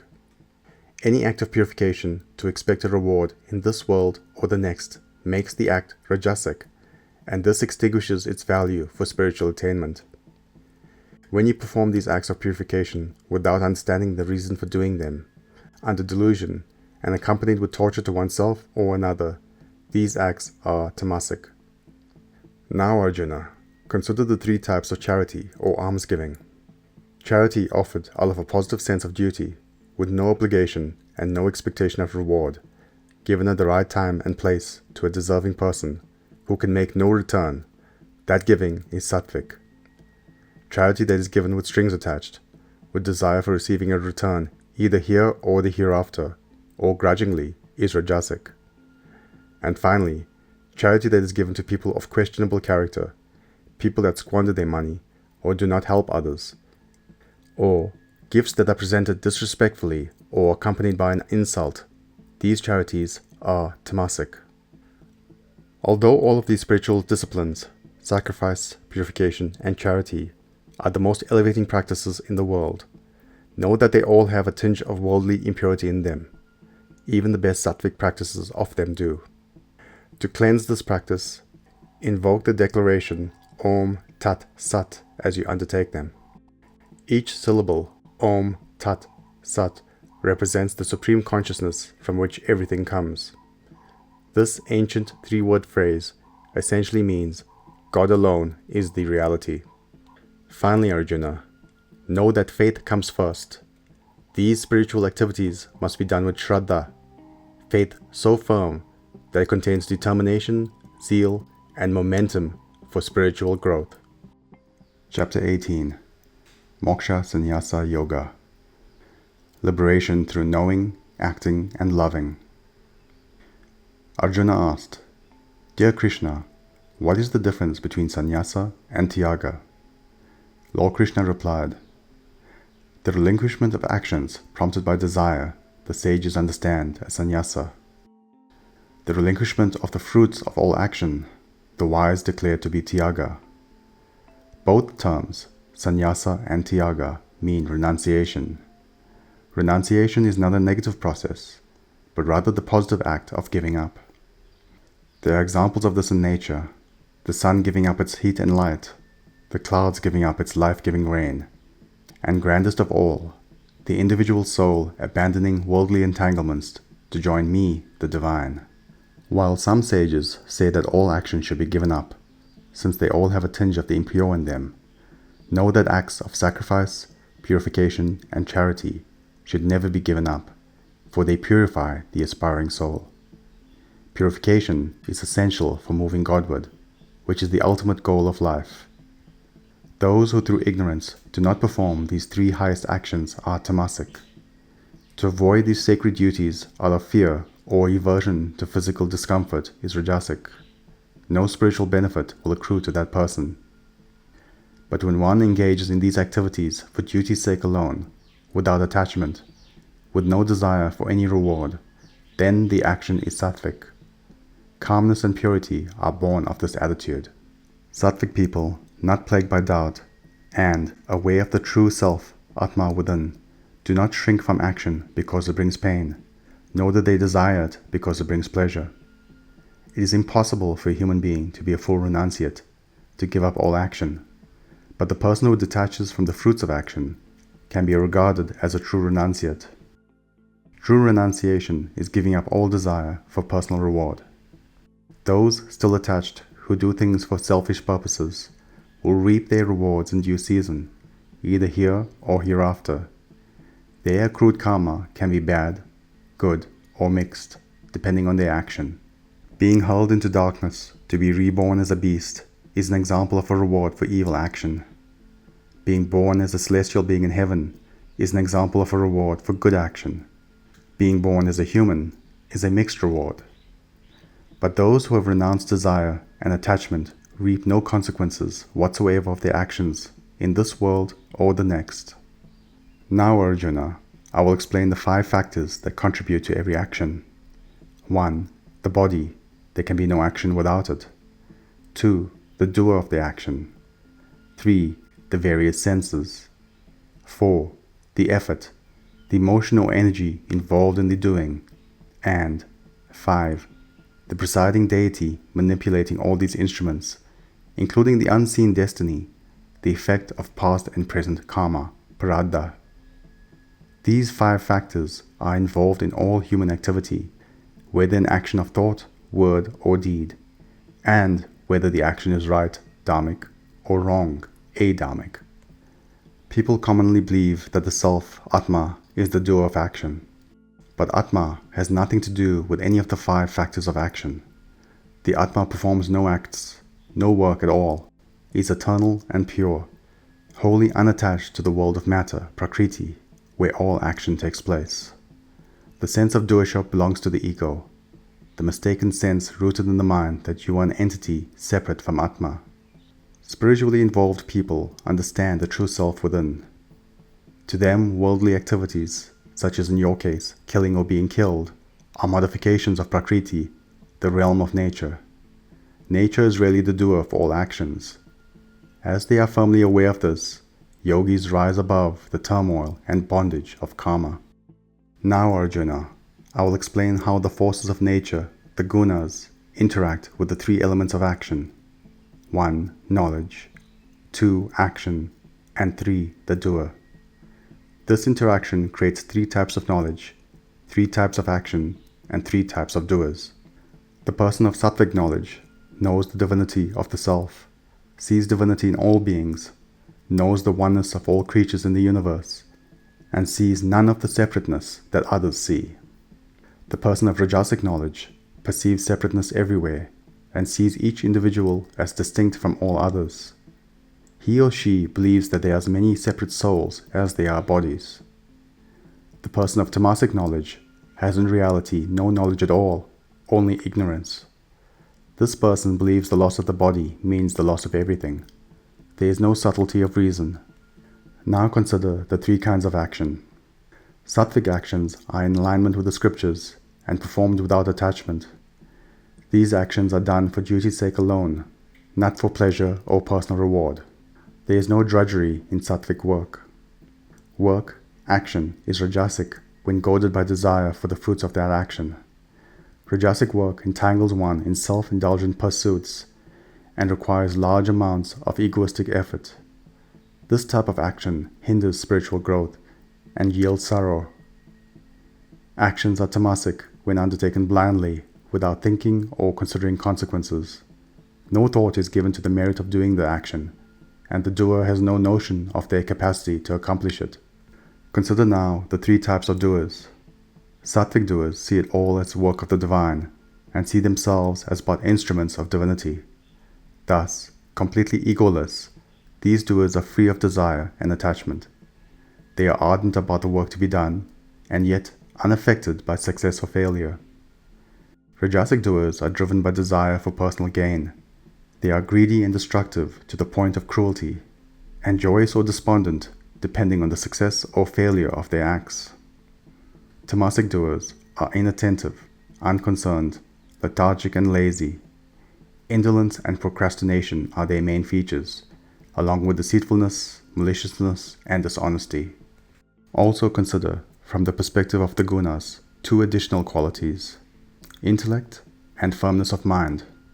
Intellect refers to the faculty of discrimination, buddhi. Firmness of mind, dhati, refers to the strength of conviction and courage on the spiritual path. Listen now as I describe the levels of intellect and then the levels of firmness. Sattvic intellect, buddhi, discriminates between truth and non-truth, real and not real.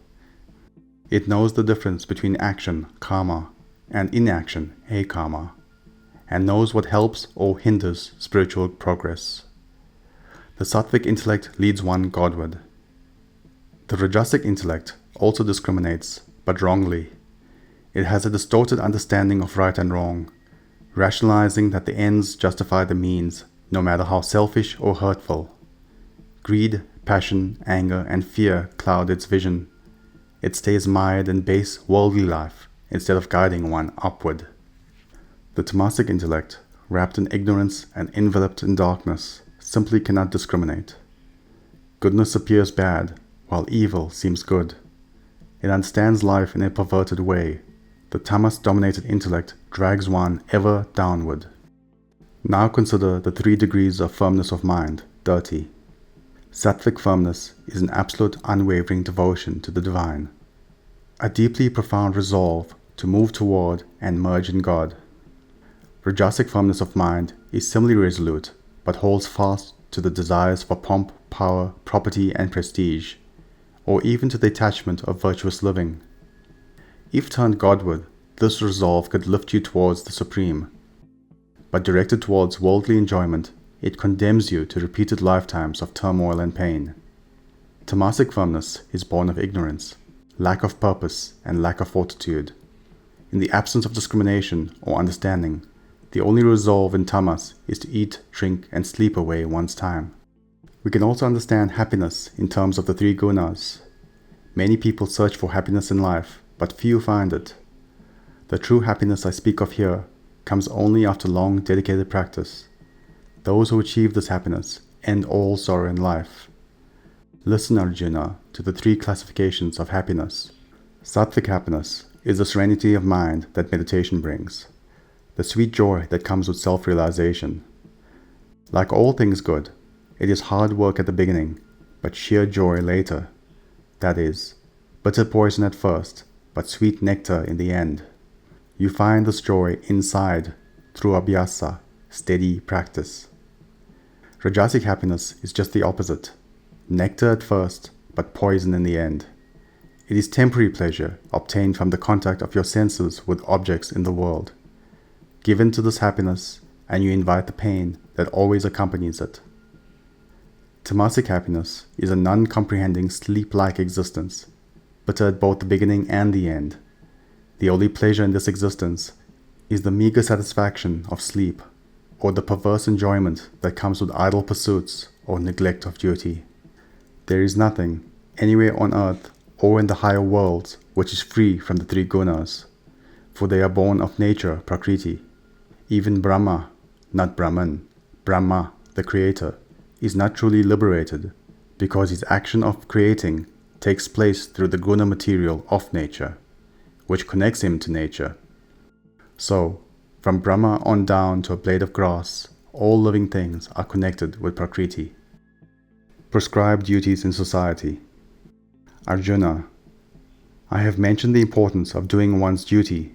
Now I will describe the nature of prescribed duties. The responsibilities of people in the various segments of society can be divided into 4 general headings: seers, leaders, providers, and servers.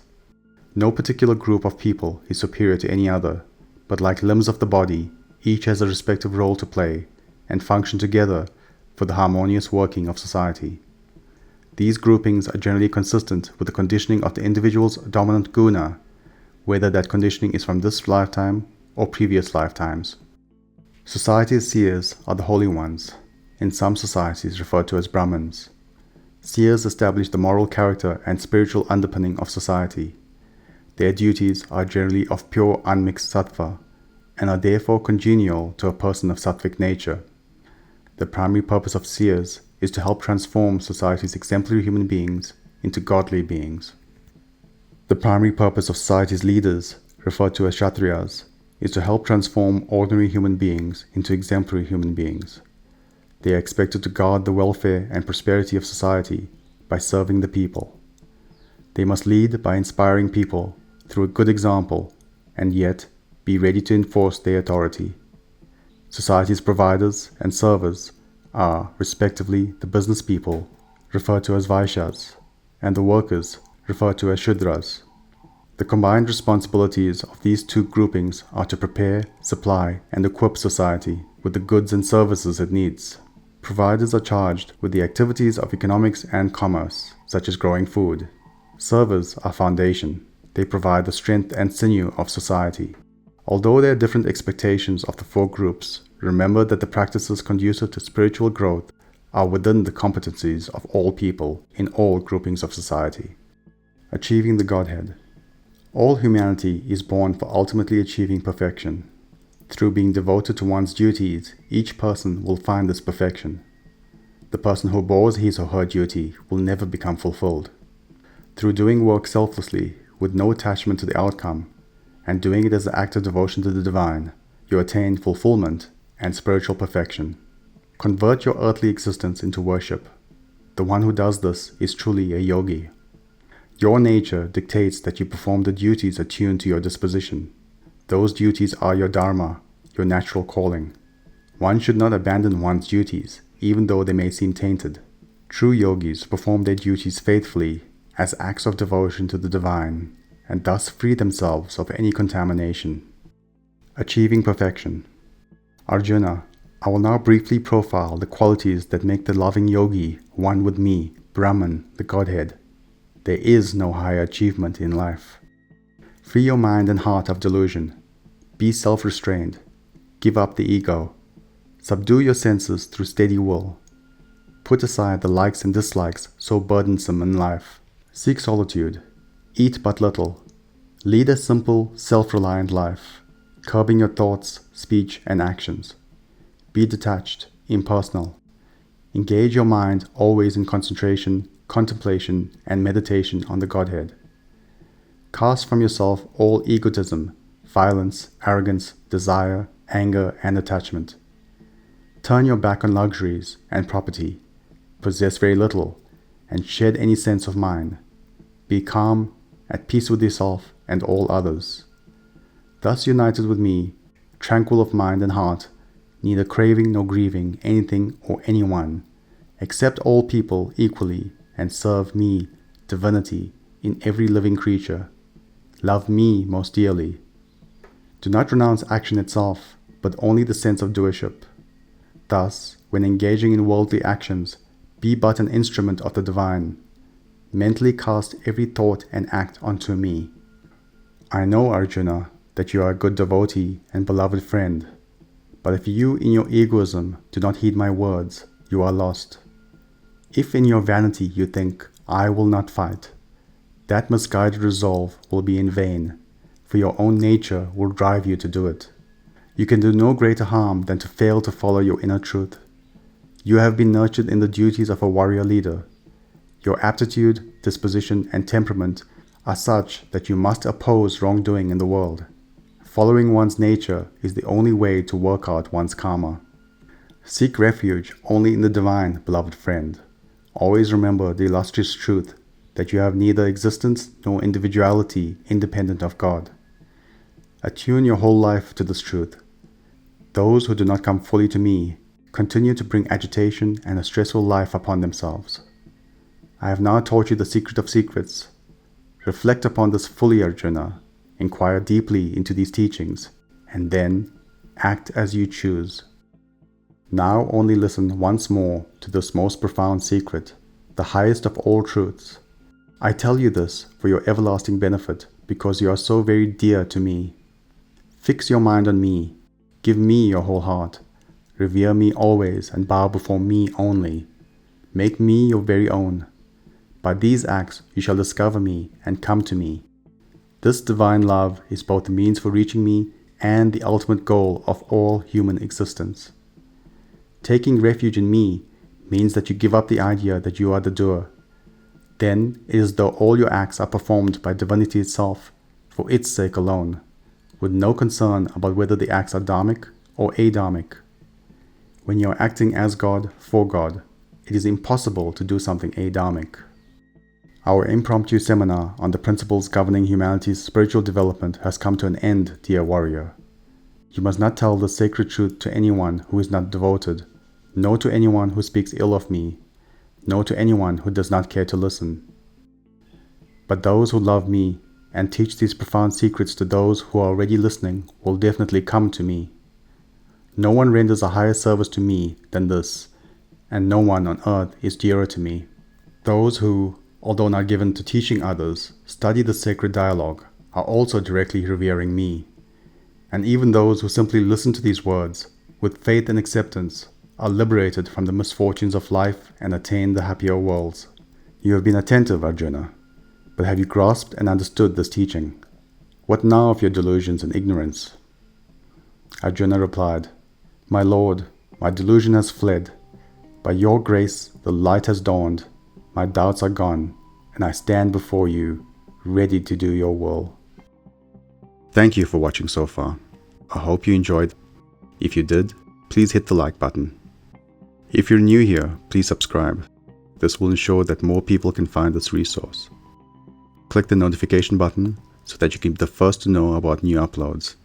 And please do comment below. I'll do my best to reply to any questions. Thank you.